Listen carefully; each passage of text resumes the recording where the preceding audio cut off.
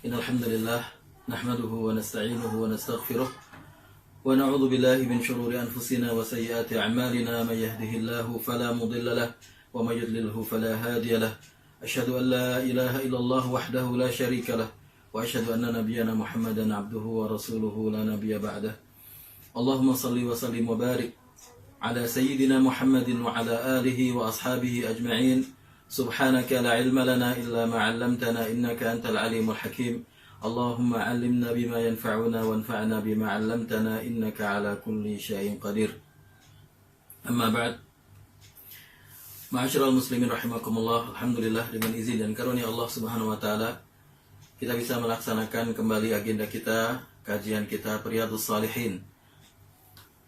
Hari ini kita akan membahas bab yang ke-21 dari kitab Riyadhus Shalihin, yaitu babut ta'awuni 'alal birri wat taqwa, bab bekerja sama dalam kebaikan dan dalam ketakwaan. Qala Allah Ta'ala, A'udzu billahi minasyaitonir rajim, wa ta'awanu 'alal birri wat taqwa. Allah berfirman, dan bekerjasamalah dalam kebaikan dan ketakwaan. Wa qala ta'ala, dan Allah berfirman, wal 'asri, demi masa, innal insana lafi khusr. Sesungguhnya manusia itu berada dalam kerugian, illal ladzina amanu wa 'amilus shalihati wa tawasaw bil haqqi wa tawasaw bis sabr. Kecuali orang yang beriman, beramal saleh, dan saling menasihati dalam kebenaran dan menasihati dalam kesabaran. Qala al-Imam Syafi'i, Imam Syafi'i berkata, Qala Imam Syafi'i rahimahullahu ta'ala kalaman ma'nahu. Imam Syafi'i berkata sebuah ungkapan yang kira-kira maknanya adalah innan nasa au aktsarahum fi ghaflah an tadabburi hadhihi surah. Sesungguhnya manusia atau kebanyakan manusia itu berada dalam kondisi lalai dari menghayati atau mentadaburi ayat atau surat ini. Jadi bab ini adalah bab mengenai anjuran untuk selalu bekerja sama dalam kebaikan dan ketakwaan. Karena orang bekerja sama itu ada dua jenis. Ada yang bekerja sama dalam al-ithmi wal-udwan, dalam dosa dan permusuhan. Atau bisa juga bekerja sama dalam al-birri wat taqwa, dalam kebaikan dan ketakwaan. Tentunya sebagai seorang muslim, yang seorang muslim diumpamakan Rasulullah sebagai pohon kurma yang selalu memberikan manfaat, memberikan berkahnya kepada lingkungan sekitarnya. Khairun nasi anfa'uhum linnas, sebaik-baik manusia yang paling baik, yang paling banyak manfaatnya kepada manusia yang lain.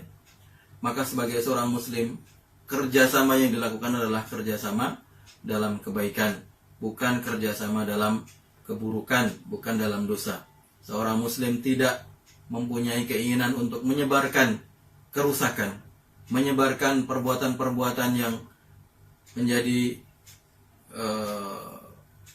berdampak negatif kepada masyarakat. Seorang muslim selalu berusaha untuk mewujudkan kemaslahatan, mewujudkan kebaikan bagi lingkungannya. Adapun hadis-hadis dalam kitab ini, dalam bab ini, hadis pertama atau hadis ke-177, Bismillahirrahmanirrahim.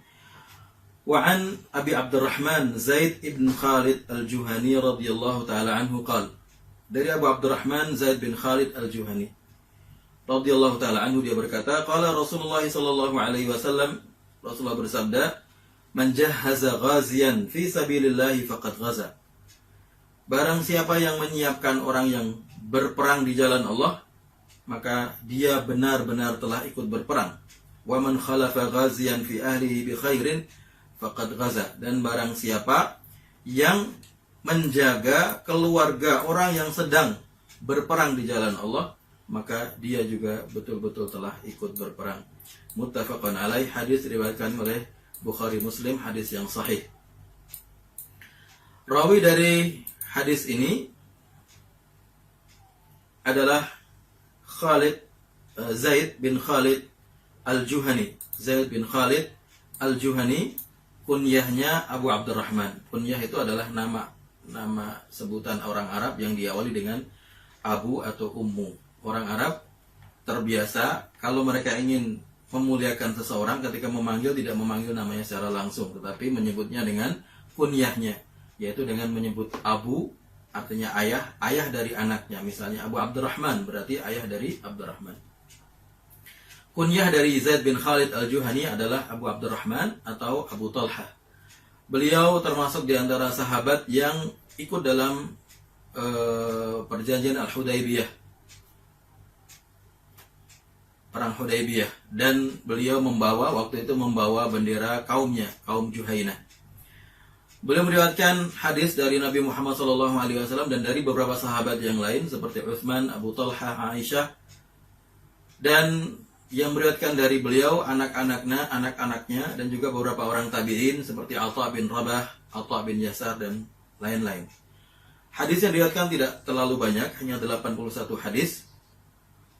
Dan kalau kita melihat biografinya, maka para sejarawan, para ulama yang menulis sejarah biografi para sahabat berbeda pendapat mengenai kapan meninggalnya dan di mana meninggalnya. Ada yang mengatakan meninggal di Madinah, ada yang mengatakan meninggal di Kufah, ada yang mengatakan meninggal di Mesir, ada yang mengatakan meninggal tahun 78 Hijriah, ada yang mengatakan 68 Hijriah, dan lain-lain.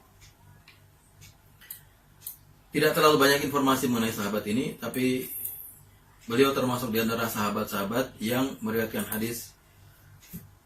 Karena tidak semua sahabat meriwayatkan hadis, jadi nama beliau tertulis dalam kitab-kitab hadis.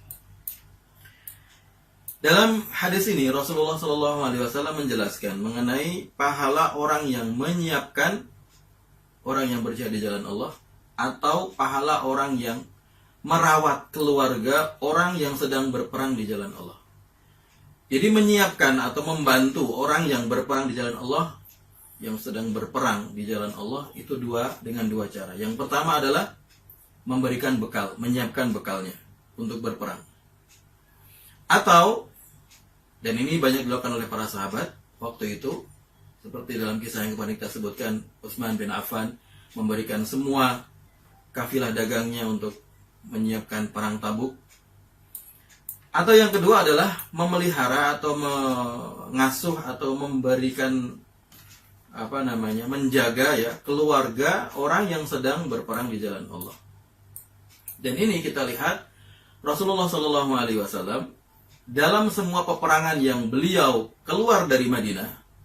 Jadi peperangan yang bukan dilaksanakan di Madinah tapi keluar dari Madinah, maka Rasulullah selalu menjadikan salah seorang sahabat itu sebagai pemimpin, mewakili beliau atau menggantikan beliau selama di Madinah.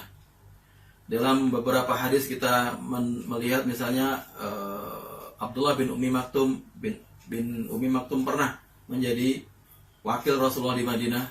Hasan bin Thabit pernah menjadi wakil Rasulullah di Madinah, menggantikan Rasulullah ketika Rasulullah keluar dari Madinah berperang. Dan juga hadis yang cukup terkenal, Ali bin Abi Thalib dalam perang Tabuk. Perang Tabuk yang kita jelaskan waktu itu perang yang sangat sulit karena terjadi pada musim panas yang sangat panas dan jauh tempatnya. Waktu itu Rasulullah SAW menjadikan Ali sebagai pemimpin kota Madinah, menggantikan beliau. Dan waktu itu seakan-akan Ali tidak terlalu suka karena beliau ingin berperang bersama Rasulullah. Jadi ketika dalam sebuah riwayat, hina khallafahu Rasulullah fi ahlihi fi ghazwati Tabuk, ketika Ali disuruh untuk menjaga keluarga Rasulullah dan juga para wanita-wanita penduduk Madinah dalam perang Tabuk, faqala ya Rasulullah atada'ani ma'an nisa'i was-sibyan, wahai Rasulullah, kenapa engkau membiarkanku bersama anak-anak dan perempuan-perempuan? Saya seorang kesatria yang siap berperang. Faqala lahu, maka Rasulullah bersabda, ama tardha an takuna minni bimanzilati Harun min Musa. Apakah kamu tidak ridho bahwa kedudukanmu di sisiku adalah seperti kedudukan Harun di depan Musa alaihissalam, yaitu bahwa Harun ketika Musa dipanggil oleh Allah Subhanahu wa taala selama 40 hari menemui Allah dalam tanda kutip untuk mendapatkan syariatnya, maka di situ Musa menjadikan Harun sebagai wakil beliau untuk memimpin Bani Israel. Kemudian Rasulullah mengatakan illa annahu la nabiyya ba'di, tetapi tidak ada nabi setelahku. Kalau Harun Dia dijadikan wakil oleh Musa dan juga beliau menjadi seorang nabi, disebut oleh Allah sebagai nabi. Tapi kalau Ali, dia mewakili Rasulullah tapi tidak menjadi nabi karena tidak ada nabi setelah Rasulullah. Karena Rasulullah adalah khatamun nabiyyin, penutup para nabi. Dari hadis ini kita bisa memahami bahwa orang yang menyiapkan orang lain untuk beribadah, untuk melaksanakan ketaatan, maka dia mendapatkan pahala yang sama seperti orang yang melakukan ketaatan itu. Jadi kalau misalnya dengan membangun sebuah madrasah dengan niat supaya banyak orang yang menuntut ilmu dengan mudah, supaya menyebarkan ilmu-ilmu Islam, supaya memberikan penerangan kepada masyarakat, supaya Islam menjadi hal yang tersebar di kalangan masyarakat, maka yang jenengan lakukan dengan membangun madrasah itu pahalanya sama dengan orang-orang yang belajar di madrasah tersebut, sesuai dengan jumlah siswanya, sesuai dengan jumlah gurunya yang mengajarkan juga. Jadi orang yang membantu terlaksananya kebaikan, maka dia mendapatkan pahala yang sama dengan kebaikan yang dilakukan tersebut. Siapa yang membangun panti asuhan, maka dia sama dengan orang-orang yang mengasuh anak-anak yatim piatu dalam panti asuhan tersebut. Siapa yang membangun masjid, maka pahalanya sama dengan orang-orang yang salat, yang beribadah, yang melakukan kajian-kajian di masjid tersebut. Karena dia telah membantu mewujudkan terlaksananya sebuah kebaikan. Inilah di antara kemurahan Allah Subhanahu wa taala dalam memberikan pahala kepada umat Islam. Dalam banyak hadis Rasulullah mengatakan bahwa kalian itu adalah umat terakhir, tapi kalian itu diberikan banyak kelebihan-kelebihan. Agamanya dipermudah, diperingan, syariatnya tidak membebani, sedangkan pahalanya berlipat-lipat. Seperti dalam bulan Ramadan ini, kita diberikan 1 bulan dalam setiap tahun, bulan penuh dengan ampunan dan rahmat Allah Subhanahu wa taala. Walillahi fi kulli walillahi utaqa minan nar wa dzalika fi kulli lailah, dan setiap hari setiap malam Allah membebaskan orang-orang dari neraka. Itu di bulan Ramadan. Untuk siapa? Untuk kita, karena syariat bulan Ramadan disyariatkan kepada kita. Bahkan lebih dari itu, Allah memberikan atau menganugerahkan Lailatul Qadar yang khairum min alfi syahr, lebih baik daripada 1000 bulan. Jadi anugerah Allah Subhanahu wa taala kepada umat ini sangat banyak sekali, maka hendaknya kita bersyukur. Bersyukurnya dengan apa? Dengan melaksanakan apa yang Allah perintahkan tersebut, yang sebenarnya itu adalah rasa kasih Allah kepada kita. Allah membuka pintu-pintu rahmatnya, Allah membuka sebab-sebab untuk bisa mendapatkan ridha, maghfirah dan ampunannya. Allah membuka jalan untuk kita melaksanakan itu semua. Maka kenapa kita tidak mengambilnya dengan semaksimal mungkin? Hadis yang selanjutnya, hadis kedua dari bab ini atau hadis 178 dari Riyadhus Shalihin. Wa Nabi Sa'id Al-Khudri radhiyallahu ta'ala anhu, dari Abu Sa'id Al-Khudri radhiyallahu ta'ala anhu, anna Rasulullah sallallahu alaihi wasallam, bahwa Rasulullah sallallahu alaihi wasallam ba'atsa ba'san ila Bani Lahyan min Hudayl, mengirimkan utusan ke Bani Lahyan. Bani Lahyan ini adalah kabilah, sebagian kabilah dari Hudayl. Jadi ada kabilah besar, nanti kemudian dari kabilah besar itu ada kabilah-kabilah kecilnya. Kabilah besarnya Hudayl, yang itu kemarin saya jelaskan bahwa salah satu dialek Al-Quran adalah menggunakan bahasa dialek Hudayl. Yang seperti Ibnu Mas'ud dari Hudayl, dia menggunakan atau menghafal Al-Quran dengan dialek Hudayl. Nah, di Hudayl ini nanti ada kabilah-kabilah kecil yang menjadi bagian dari kabilah itu. Ini ada Bani Lahyan namanya. Faqala, Rasulullah bersabda, liyam ba'ith min kulli rajulaini ahaduhuma wal ajru bainahuma. Hendaklah setiap 2 orang itu bersiap-siap untuk menyiapkan peperangan, untuk menyiapkan berangkat berperang, tapi yang berangkat cuma 1 saja. Wal ajru bainahuma, tetapi pahalanya didapatkan 2 orang. Jadi patungan. Rasulullah mengajarkan di sini, kalau misalnya ini barangkali di situ ada suatu kondisi barangkali ya. Entah mungkin Rasulullah tahu bahwa Bani Lahyan ini mungkin penduduknya tidak terlalu kaya, atau mungkin tidak mampu untuk mengirimkan setiap orang dengan semua perbekalan untuk berperang. Maka Rasulullah kemudian menyuruh supaya 2 orang patungan, kemudian yang berangkat 1 saja, dan wal ajru bainahuma, dan pahalanya didapatkan oleh kedua orang tersebut. Ini juga menunjukkan hampir sama dengan hadis sebelumnya, menunjukkan orang yang membantu terlaksananya kebaikan akan mendapatkan pahala yang sama dengan kebaikan yang dilakukan oleh orang tersebut. Atau dari makna yang lain yang kita bisa ambil dari hadis ini adalah bahwa berpatungan, bekerja sama untuk melaksanakan ketaatan itu menghasilkan pahala yang utuh, yang sempurna bagi masing-masing orang yang melakukan patungan tersebut. Kalau kita di dunia, kita patungan, misalnya patungan beli motor, maka motor itu kepemilikannya menjadi punya dua orang. Jadi kita cuma dapat separuh. Ya, karena kebetulan dulu waktu saya kuliah di Malaysia pernah patungan seperti itu dengan teman saya. Kita patungan beli motor, maka kepemilikan motor tersebut punya dua orang. Kita gantian makainya. Tidak bisa 100% kita miliki karena kita patungan. Kepemilikan kita cuma separuh. Tapi dalam Islam, kalau kita patungan melaksanakan kebaikan, maka pahalanya sempurna untuk masing-masing yang patungan. Ini juga adalah rahmat Allah Subhanahu wa ta'ala. Hadis yang selanjutnya, wa ibn Abbas radhiyallahu ta'ala anhuma anna Rasulullah sallallahu alaihi wasallam laqiya raqban birrawha. Dari Abdullah bin Abbas radhiyallahu ta'ala anhuma bahwasanya Rasulullah sallallahu alaihi wasallam itu bertemu dengan raqban, sekelompok orang yang sedang dalam perjalanan. Birrawha, di Rawha, ini sebuah tempat dekat Makkah barangkali. Faqala, Rasulullah bertanya, manil qaum, siapa mereka? Qalu al-muslimun. Sahabat menjawab, mereka adalah muslimun, orang-orang Islam seperti kita. Kenapa? Kalau Rasulullah tidak tahu waktu itu siapa mereka, barangkali orang kafir atau orang yang ingin berbuat jahat. Faqalu, kemudian mereka bertanya, ketika bertemu saling tidak tahu ya. Kemudian mereka bertanya, man anta, siapa engkau? Qala Rasulullah, aku adalah Rasulullah Muhammad sallallahu alaihi wasallam. Farafa'at ilaihi imra'atun sabiyan. Kemudian seorang perempuan mengangkat anaknya kecil, masih kecil. Faqalat, kemudian bertanya, ali hadza hajjun? Ya Rasulullah, apakah anak kecil ini boleh berhaji? Boleh berangkat haji? Qala na'am walaki ajrun. Ya, dia boleh berhaji dan kamu akan mendapatkan pahalanya.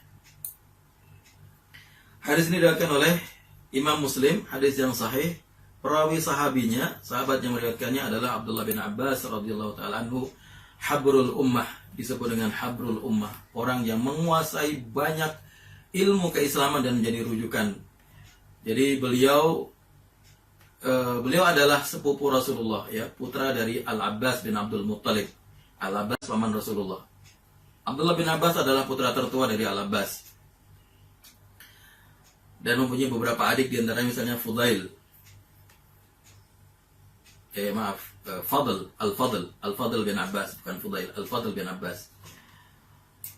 Abdullah bin Abbas ini pernah saya ceritakan bahwa beliau didoakan oleh Rasulullah SAW, Allahumma faqihu fid din wa 'allimhu ta'wil. Ya Allah, anugerahkan dia kefahaman terhadap agama dan ajarkan dia ta'wil, tafsir Al-Quran. Maka beliau menjadi salah seorang ulama di kalangan sahabat, terutama di bidang tafsir. Kalau kita baca buku-buku tafsir, kitab-kitab tafsir klasik, yang kitab-kitab yang kebanyakan menukil dari periwayatan para sahabat dan tabi'in, kita akan menemukan bahwa banyak sekali pendapat-pendapat Abdullah bin Abbas menafsirkan ayat-ayat atau kata-kata dalam ayat-ayat Al-Quran.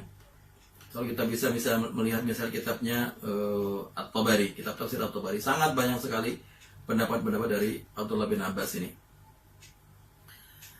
Kunyahnya adalah Abul Abbas, dan beliau lahir ketika waktu itu Bani Hashim sedang diembargo oleh Quraisy. Itu 3 tahun sebelum Rasulullah hijrah ke Madinah. Sebelum keluar dari diembargo itu beliau lahir. Maka beliau ketika Rasulullah wafat umurnya baru 13 tahun atau 13 tahun lebih sedikit, ya, karena selesainya embargo itu 3 tahun sebelum hijrah, Rasulullah di Madinah 10 tahun, berarti 10 plus 13. Hadis yang diriwayatkan oleh Abdullah bin Abbas sangat banyak sekali, di antara minal muksirin, di antara sahabat yang banyak meriwayatkan hadis. sebanyak 1660 hadis, dan banyak dari hadis-hadisnya diriwayatkan oleh Bukhari dan Muslim.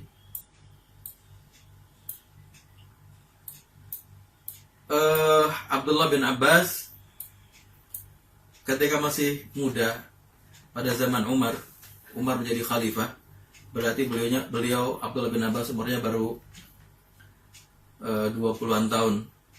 Baru 20-an tahun beliau sudah menjadi salah seorang penasehat. Umar bin Khattab itu khalifah pertama yang mengangkat penasehat-penasehat bagi beliau dari kalangan sahabat-sahabat yang sepuh, sahabat-sahabat yang pertama kali masuk Islam yang masih hidup, menjadi penasehat. Ya kalau kita mungkin sekarang menganggap seperti DPR begitu ya, menjadi dewan perwakilannya masyarakat Madinah yang bisa memberikan nasihat kepada Umar.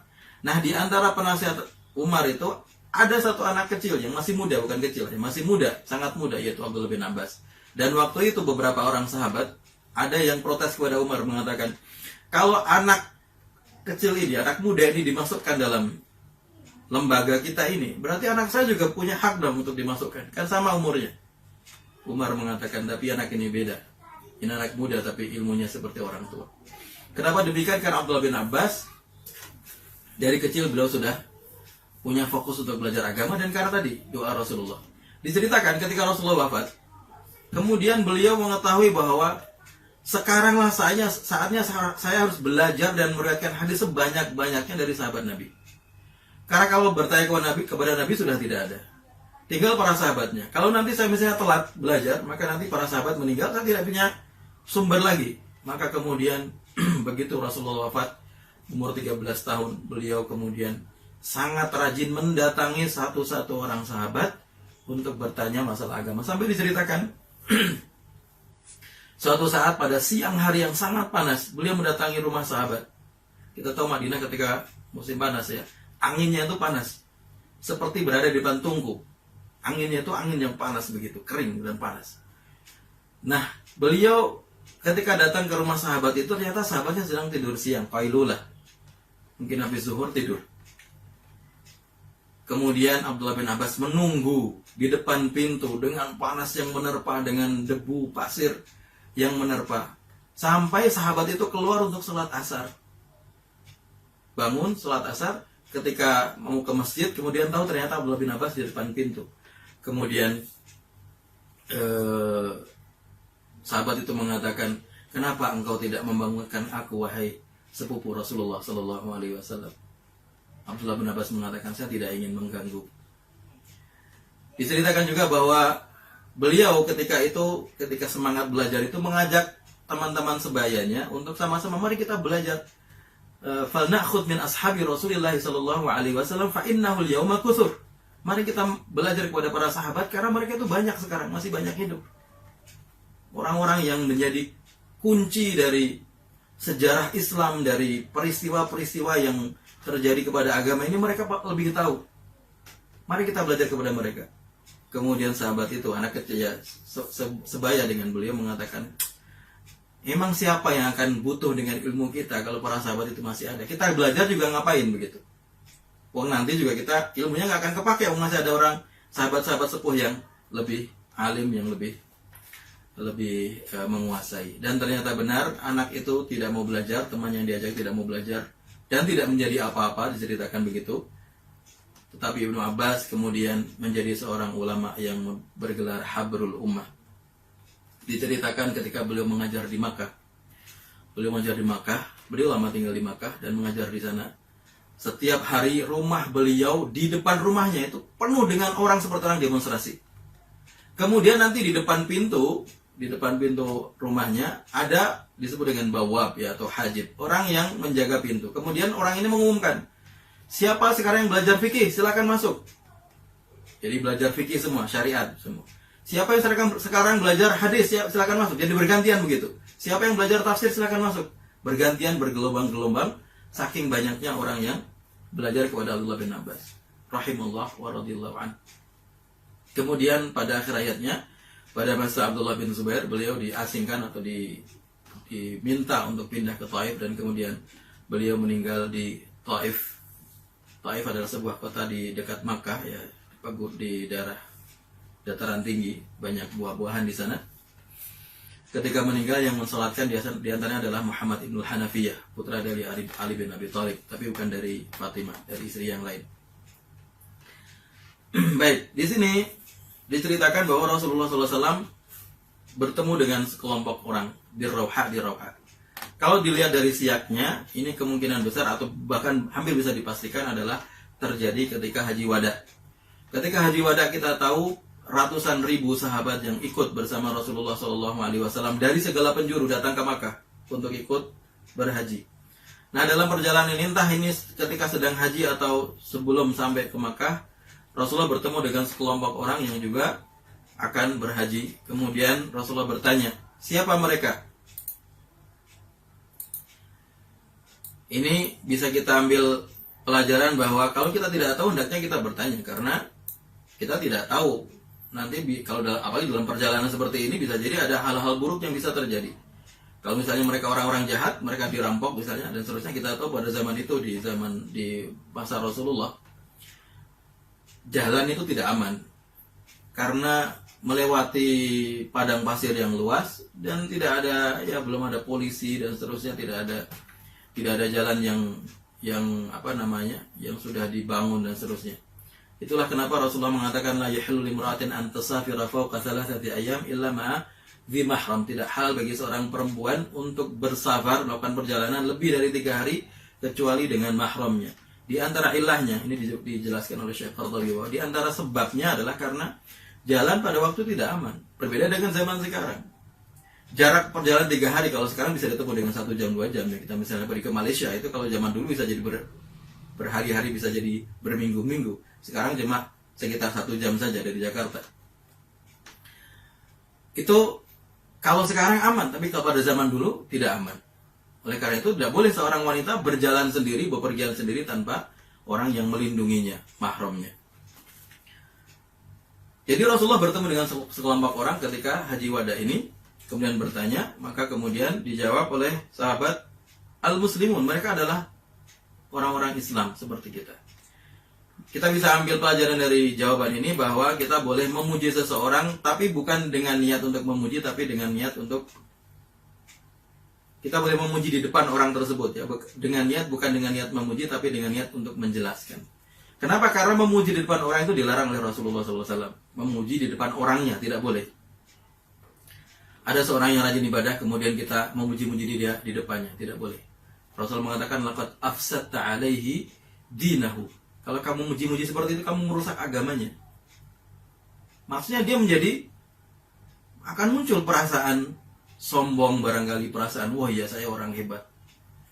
Padahal kita masing-masing ini tidak boleh merasa seperti itu. La yadkhulul jannata man kana fi qalbihi mithqalu dzarratin min kibrin. Tidak boleh ada sedikit kesombongan sedikit pun. Setiap orang, kalau ada kesombongan segera kita hapuskan. Kita berusaha untuk segera menghilangkannya. Karena Rasul mengatakan tidak masuk surga orang yang ada kesombongan dalam hatinya. Maka tidak boleh memuji orang di depan orangnya. Sampai Rasulullah mengatakan kalau orang melakukan seperti itu, taburilah mukanya atau lempari mukanya dengan debu. Nah, tapi di sini dibolehkan, tapi bukan karena ingin memuji, tapi ingin menjelaskan bahwa mereka adalah orang Islam sama seperti kita. Jadi tidak ada bahaya yang mengancam begitu, karena mereka dalam perjalanan jauh yang tidak diketahui medannya seperti apa. Faqalu, kemudian mereka juga bertanya, karena mereka nggak tahu juga, karena kemungkinan kalau dia dari siaknya berarti belum pernah bertemu Rasulullah. Kita tahu tahun 9 Hijriah banyak sekali kabilah yang masuk Islam, dan banyak sekali yang tidak ketemu Rasulullah karena mereka tidak datang ke Madinah, hanya mengirimkan utusan. Ketika Haji Wada, mereka banyak yang kemudian ikut Haji Wada, dan ketika di Haji Wada itulah mereka pertama kali melihat Rasulullah SAW. Maka sekelompok orang ini juga tidak tahu siapa Rasulullah. Kemudian bertanya, "Man anta, siapa engkau?" Mungkin waktu itu terlihat ya, Rasulullah selalu terlihat di antara yang lain karena dia seorang Rasul yang paling berharisma, yang paling mempunyai wibawa. "Siapakah engkau?" Maka Rasulullah menjawab, "Aku adalah Rasulullah Muhammad SAW." Nah, ketika itu kemudian seorang perempuan mengangkat anaknya dan bertanya. Ini kita bisa ambil pelajaran bahwa ketika kita bertemu dengan seorang yang alim, seorang yang mempunyai ilmu, maka ada sebuah kesempatan yang besar bagi kita untuk bertanya mengenai masalah agama. Karena Allah mengatakan fas'alu ahla dzikri in kuntum la ta'lamun. Bertanya kepada yang tahu kalau kamu tidak tahu. Maka kalau ada seorang ulama, seorang ahli ilmu, seorang talibul ilmi, orang yang belajar agama tapi mempunyai keseriusan, jangan sampai disia-siakan. Tapi hendaklah kita hormati dan kita bertanya kepada beliau sesuai dengan kapasitas keilmuannya. Jangan sampai bertanya malah kepada orang yang tidak tahu. Karena kalau orang sudah mulai bertanya kepada orang yang bukan ahlinya, itu adalah di antara tanda hari kiamat. Rasulullah mengatakan, "Innallaha la yaqbidul ilma intiza'an yaqbiduhu minal ibad, walakin yaqbiduhu biqabdil ulama." Fa idza sesungguhnya Allah tidak mencabut ilmu itu secara langsung tiba-tiba, tapi mencabut ilmu dengan dimatikannya para ulama. Kalau sudah tidak ada ulama, ittakhadhan nasu ru'usan juhalan fa'aftau bighairi ilmin fadallu wa adallu. Kalau tidak ada lagi ulama, maka orang-orang akan bertanya kepada ru'asan juhalan, para pemimpin atau yang dianggap sebagai pemimpin tapi yang bodoh. Kemudian mereka memberikan fatwa, menjelaskan hukum secara salah, maka menjadi sesat dan menyesatkan orang lain. Maka kalau ada orang yang punya ilmu, kita bertanya kepadanya. Bertanya kepada orang yang punya kapasitas ilmu, bukan kepada orang yang tidak memilikinya. Seorang perawan bertanya, "Alihada hajjun?" Dia mengangkat anaknya masih kecil, mengatakan, "Ya Rasulullah, apakah anak ini boleh haji?" Rasulullah mengatakan, "Iya, dia boleh haji dan kamu dapat pahalanya." Kenapa dia dapat pahalanya? Kenapa orang tuanya mendapatkan pahalanya? Karena dia yang menjadi sebab anak itu bisa berhaji. Karena yang membiayainya, yang mengajaknya, yang merawatnya, yang nanti ketika melaksanakan ibadah haji, dia harus ikut melaksanakannya. Karena anak kecil tentunya tidak mampu sendiri melakukan ibadah haji. Maka dia mendapatkan pahala dari itu. Sama dengan hadis sebelumnya, ya. Ikut membantu terlaksana sebuah ibadah, maka dia mendapatkan pahala yang utuh dari ibadah tersebut. Di sini ada hukum fikih yang berkaitan dengan hajinya anak kecil. Jadi dari hadis ini kita bisa memahami anak kecil boleh haji, hajinya sah, dan dia dapat pahala dan orang tuanya juga dapat pahala. Ini yang ditarjih oleh para sebagian ulama, bahwa anak kecil itu tidak berdosa tapi dapat pahala kalau dia melakukan kebaikan. Tapi kalau orang sudah berhaji, niat ihram, memakai baju ihram, lewat miqat, hukumnya adalah bahwa orang yang sudah muhrim itu, yang sudah melakukan ihram, sudah berniat ihram, maka dia tidak boleh membatalkan hajinya. Tidak boleh membatalkan hajinya. Kalau membatalkan, maka dia akan mendapatkan atau harus membayar dam. Berarti ketika dia sudah ihram, maka dia harus melaksanakan semua rukun dan kewajiban haji. Tawaf, sa'i, dan lain-lain. Mabit di Musdalifah, melempar jamrot, dan seterusnya. Nah, anak kecil ini kan, barangkali di tengah perjalanan, kan haji itu ya minimal bisa beberapa hari ya, 3 hari, 4 hari. Ya minimal, kalau misalnya paling minimalis itu ya, kita anggap 4 hari lah ya, dari mulai tanggal 9, 10, 11, 12, itu paling minimalis. Tanggal 9 wukuf di Arafah, tanggal 10 jamrah Aqabah, 11, 12 jumrah yang lengkap, wusta, sughra, wusta dengan Aqabah. Tanggal 13 sudah tahallul boleh, nafar awal. Minimal 4 hari. Nah, artinya dalam masa beberapa hari itu bisa jadi namanya anak kecil. Mungkin dia malas atau mungkin kecapean, nggak bisa melaksanakan. Nah, bagaimana hukumnya? Apakah boleh membatalkan di tengah jalan ihramnya tersebut? Ini ada 2, boleh tahallul apa tidak begitu sebelum waktunya. Ada 2 pendapat yang berbeda mengenai hal ini. Pendapat pertama mengatakan boleh seorang anak yang sudah ihram itu, sudah niat untuk haji, tahallul di tengah jalan sebelum menyelesaikan hajinya. Kenapa? Karena dia tidak mukallaf, dia bukan orang mukallaf. Maka tidak apa-apa kalau dia membatalkan hajinya. Pendapat yang kedua pendapat Abu Hanifah mengatakan, ya ini adalah pendapat Abu Hanifah ya, bahwa kita tidak memaksa dia untuk menyempurnakan hajinya, untuk melaksanakan semua kewajiban haji, dan juga kalau misalnya dia melaksanakan sesuatu yang bisa membatalkan haji juga tidak apa-apa karena dia masih anak kecil, tidak mukallaf. Tapi kalau mazhab jumhur ulama mengatakan kalau dia sudah ihram dan niat ihram, maka dia harus selesai hajinya. Oleh karena itu, kalau misalnya anak itu tidak mampu untuk melaksanakannya, maka walinya, orang yang membawanya itu yang harus menggantikan untuk menyelesaikan hajinya tersebut. Ini dua pendapat mengenai haji anak kecil.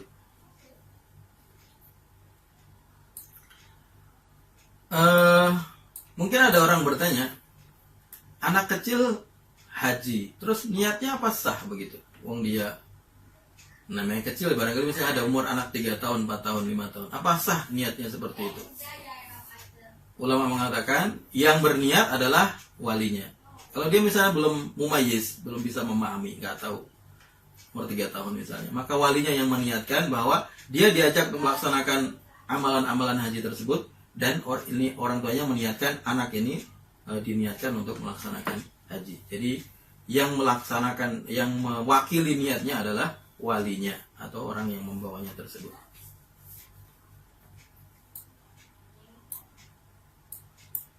Baik, hadis yang selanjutnya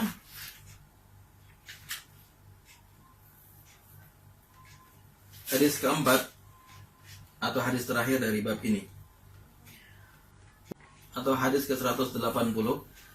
Wa an Abi Musa al-Asy'ari radhiyallahu ta'ala anhu 'anil Nabi sallallahu alaihi wasallam annahu qala. Dari Abu Musa al-Asy'ari, dari Nabi Muhammad sallallahu alaihi wasallam, beliau bersabda, al-khazinul muslimul amin alladhi yunaffidhu ma umira bihi fayu'tihi kamilan muwaffaran tayyibatan bihi nafsuhu fayadfa'uhu ila alladhi umira lahu bihi ahadul mutasaddiqain. Sesungguhnya seorang penjaga gudang yang muslim dan amanah, dan dia melaksanakan apa yang diperintahkan kepadanya dengan menyampaikan harta yang disuruh untuk menyampaikan itu secara sempurna, tidak dikurangi, secara utuh, dan dari hati yang ridha, dan memberikannya kepada orang yang diperintahkan untuk diberikan, dia adalah salah satu dari 2 orang yang bersedekah. Muttafaqun alaih, hadis riwayatkan oleh Bukhari dan Muslim. Hadis ini diriwayatkan oleh Bukhari Muslim. Rawi sahabinya adalah Abu Musa al-Asy'ari radhiyallahu taala anhu. Abu Musa al-Asy'ari adalah seorang sahabat dari nama lengkapnya adalah Abdullah bin Qais bin Sulaim. Kunyahnya Abu Musa. Nama lengkapnya Abdullah bin Qais bin Muslim bin Sulaim.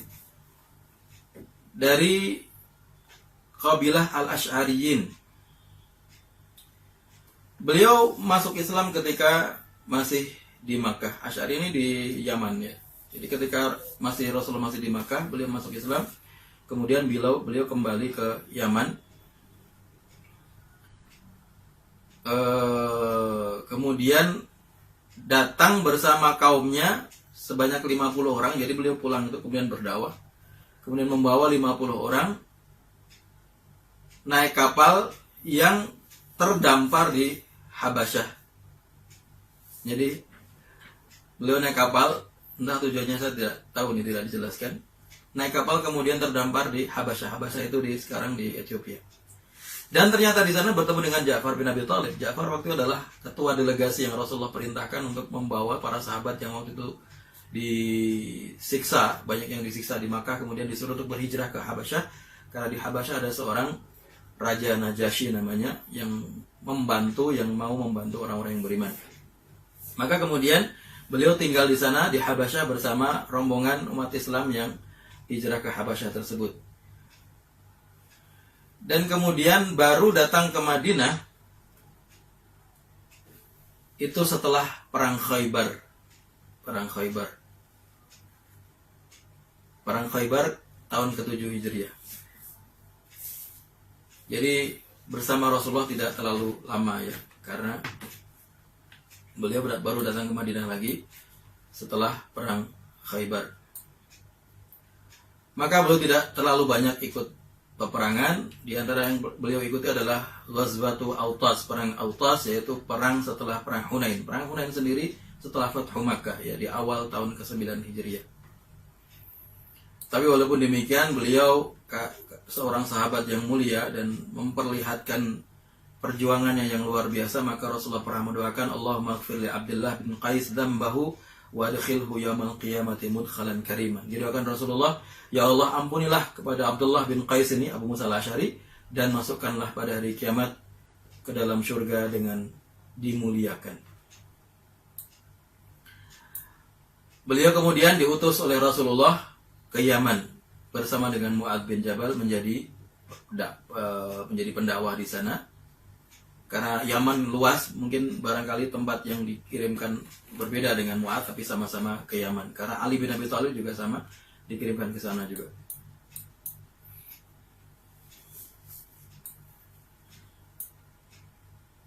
Diceritakan bahwa Abu Musa al-Asy'ari seorang sahabat yang banyak ibadahnya, dan juga di antara sahabat-sahabat yang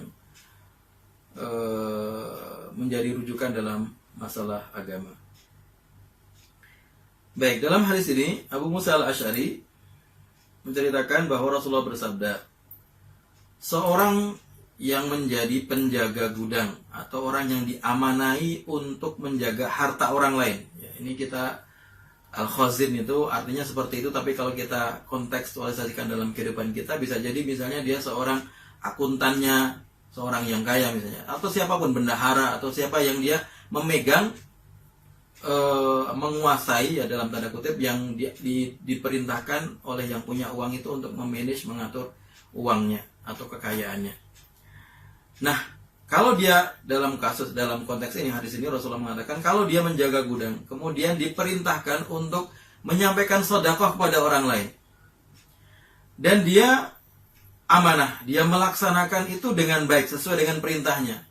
Disuruh misalnya memberikan bantuan 5 ton beras kepada satu RT misalnya, dia sampaikan semua 5 ton beras itu kepada RT tersebut, tanpa dikurangi sedikit pun, sesuai dengan perintahnya persis seperti perintah yang mempunyai harta tersebut. Thayyibatan bihi nafsuhu, dan hatinya juga merasa senang dengan ikhlas melaksanakannya. Tidak ada sedikit pun ganjalan dalam hatinya. Maka Rasulullah mengatakan, maka dia termasuk mendapatkan pahala orang yang bersedekah. Dia adalah salah satu dari 2 orang yang bersedekah. Orang yang bersedekah pertama siapa? Yang punya harta, yang memerintahkan. Dia yang melaksanakan, dia nggak punya hartanya, cuma melaksanakan perintah yang punya harta, itu dianggap mendapatkan pahala yang sama dengan orang yang memerintahkannya. Ini juga menunjukkan rahmat Allah Subhanahu wa taala yang maha luas kepada orang-orang yang beriman, bahwa melaksanakan perintah sedekah dari orang yang punya harta itu, kalau dilaksanakan dengan ikhlas, dengan amanah, bisa mendapatkan pahala orang yang bersedekah tersebut.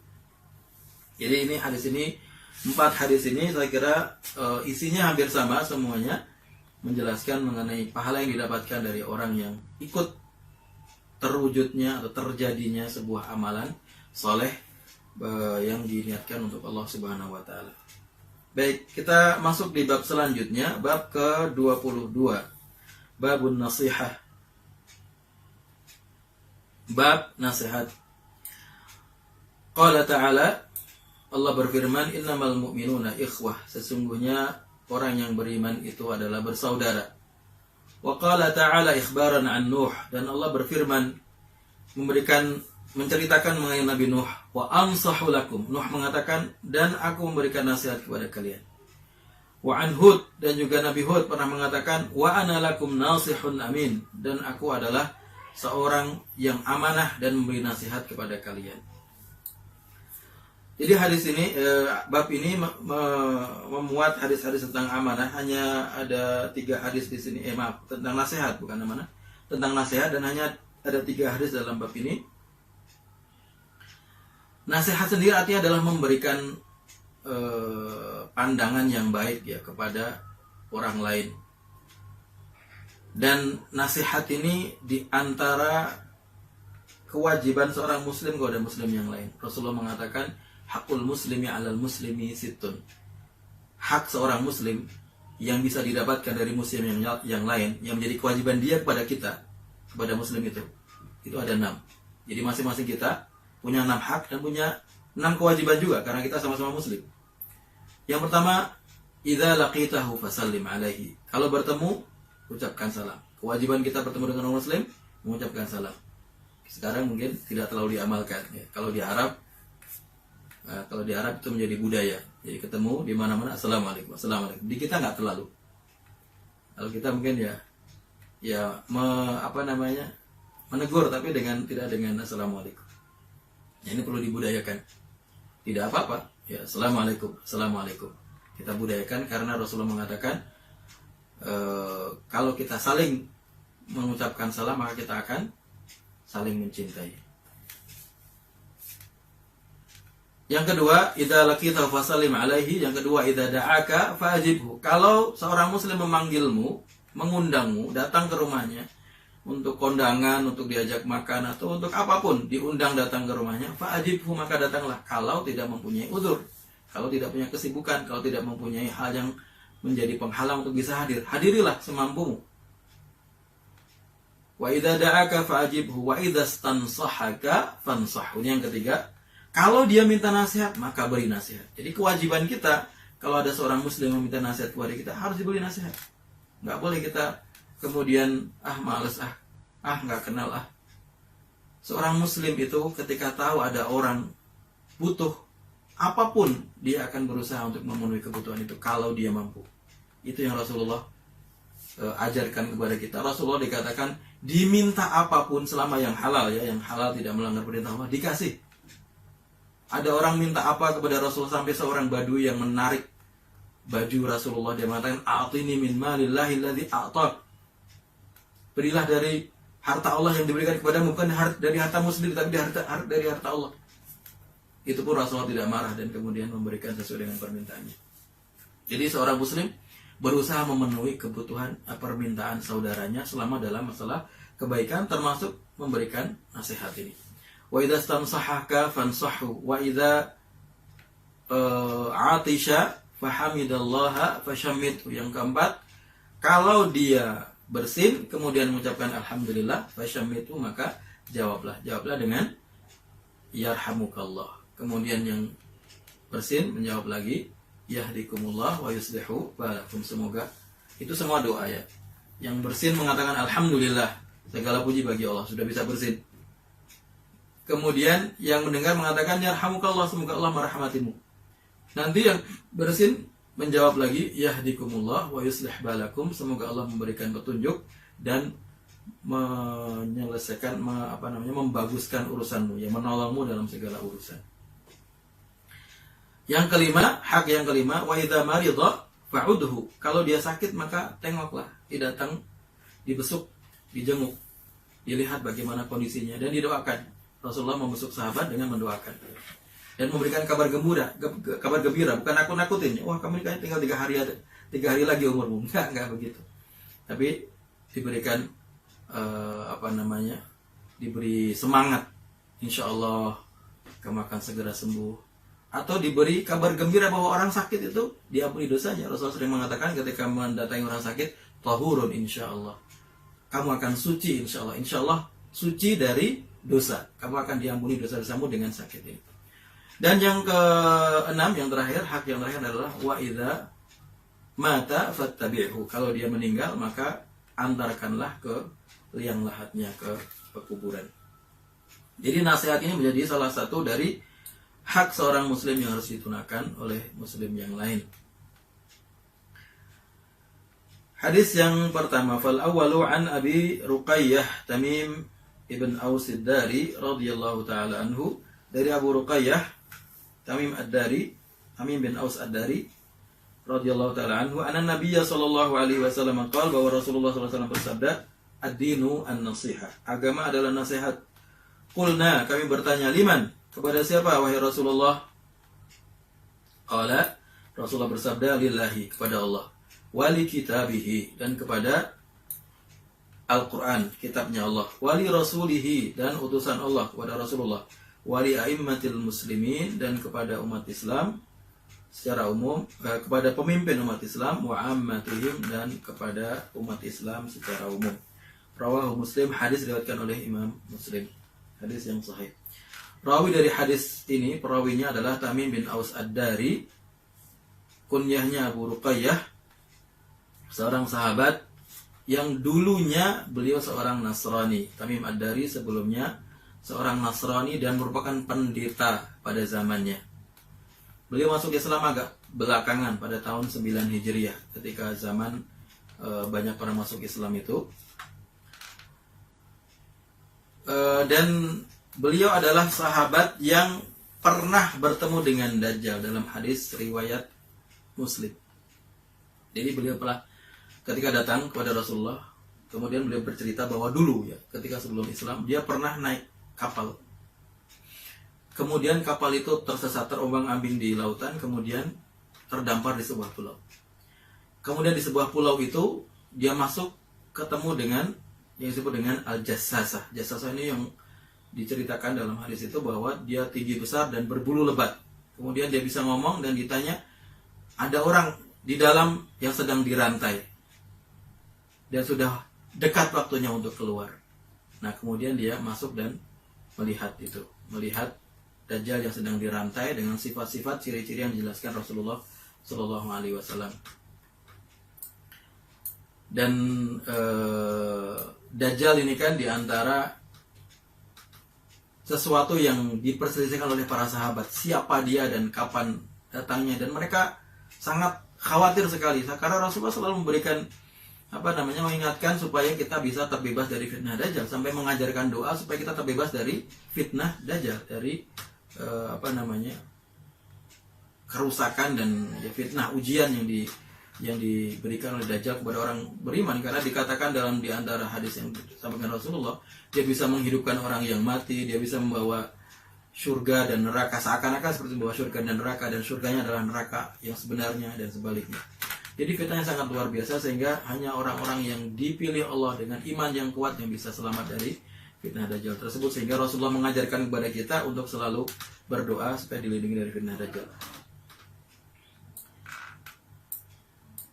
Ini adalah Tamim ad-Dari. Beliau termasuk di antara penulis Al-Quran pada zaman Rasulullah, walaupun cuma setahun berarti ya, karena masuk Islam tahun 9 Hijriah.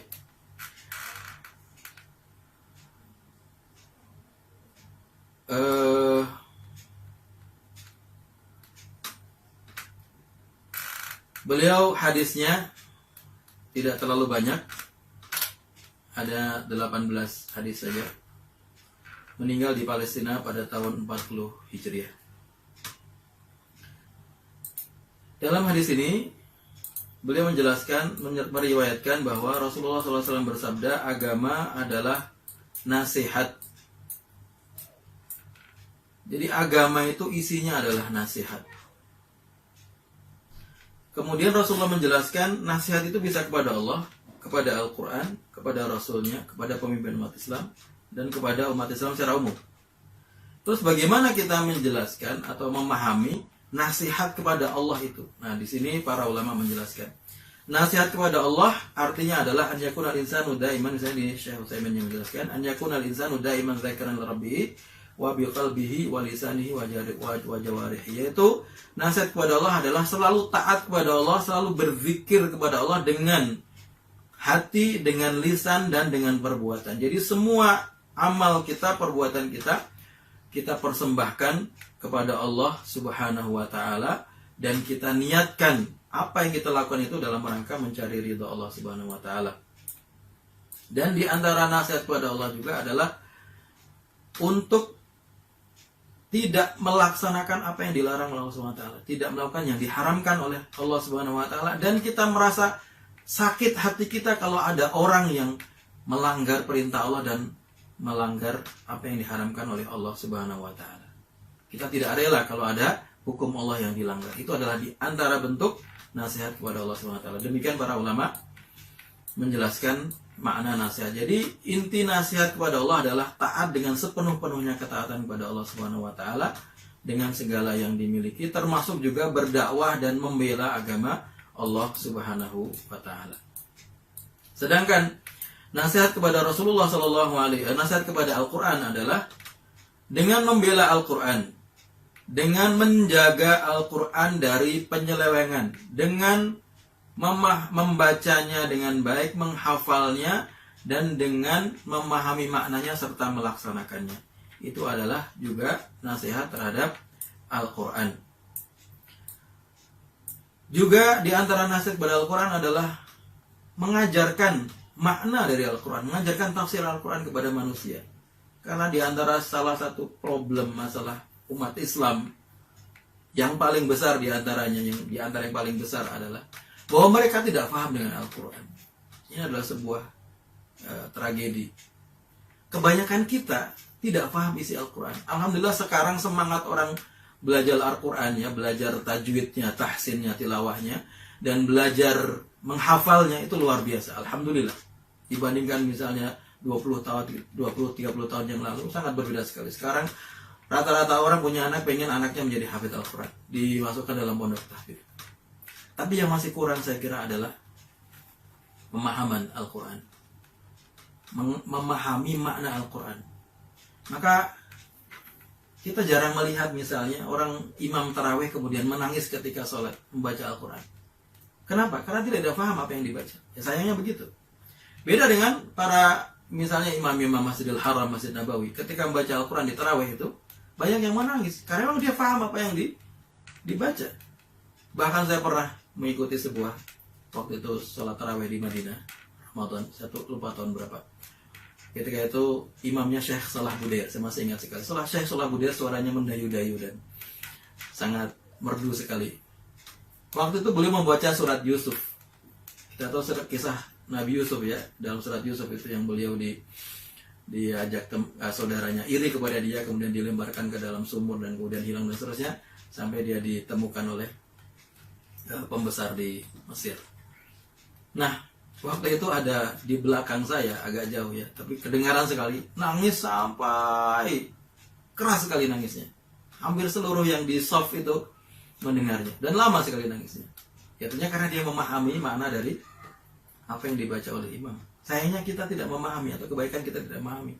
Sehingga kemudian ketika membaca Al-Quran tidak ada penghayatan, apalagi melaksanakan. Kalau paham maknanya aja tidak, bagaimana bisa melaksanakan?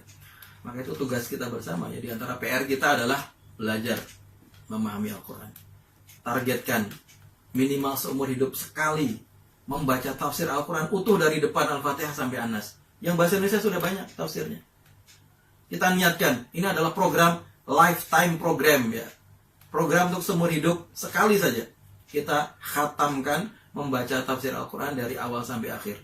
Supaya apa? Supaya kita bisa memahami Al-Quran dengan baik.